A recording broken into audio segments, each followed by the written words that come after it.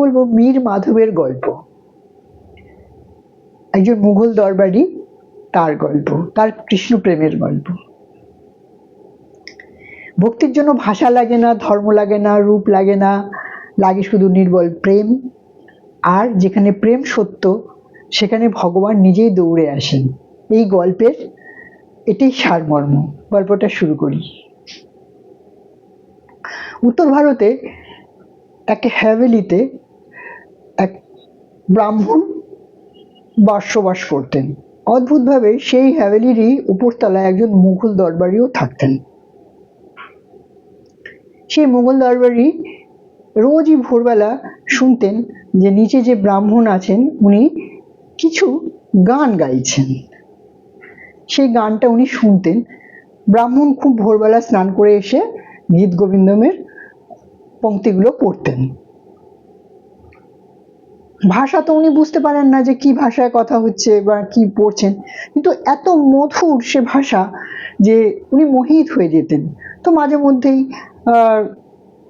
Cross করতো, একে অপরকে দেখা হতো। একদিন উনি জিজ্ঞাসা করেন সে মুঘল দরবারি যে আপনি এটা কি পড়েন, মানে খুব ভালো লাগে আমার শুনতে।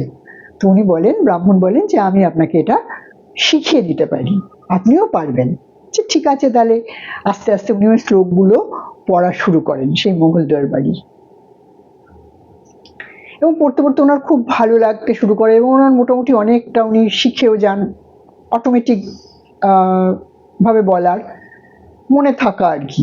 ভালো লাগলে কোনো জিনিস আমরা তো ভীষণভাবে মনে রাখতে পারি, সেই রকমই।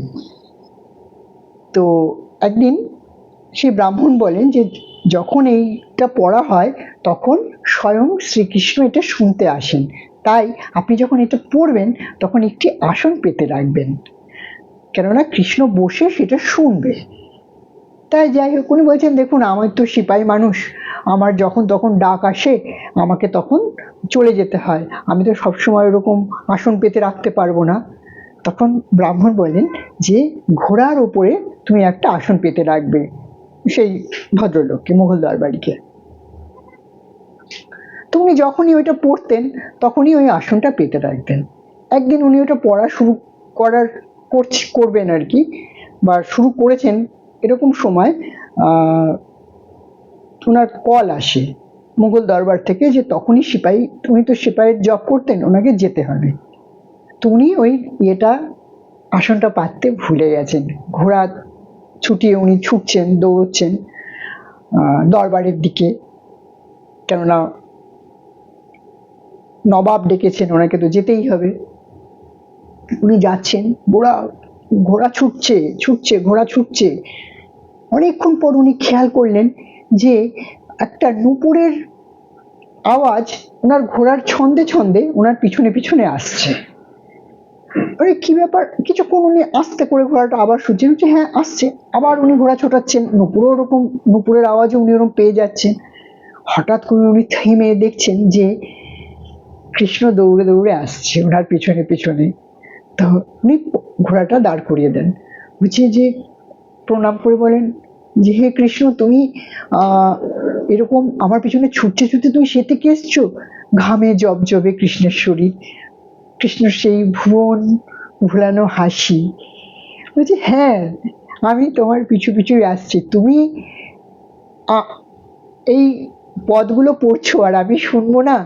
বলছে আমি তো ভুলে গেছিলাম আসন পাততে। বলে তাতে কি, আমি তাই তো তোমার পিছনে পিছনে দৌড়ে এসেছি।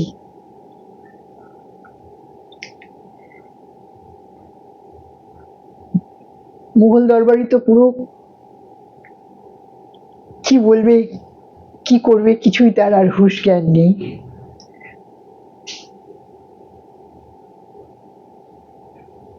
পরবর্তীকালে উনি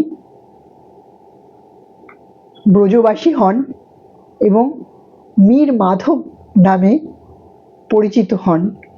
তো ভক্ত যখন যে অবস্থাতে ভগবানকে স্মরণ করবে, ভগবানের কোনো উপায় নেই, ভগবানকে ভক্তের পিছনে ছুটতেই হবে। ভালো থাকবেন, আবার আসবো।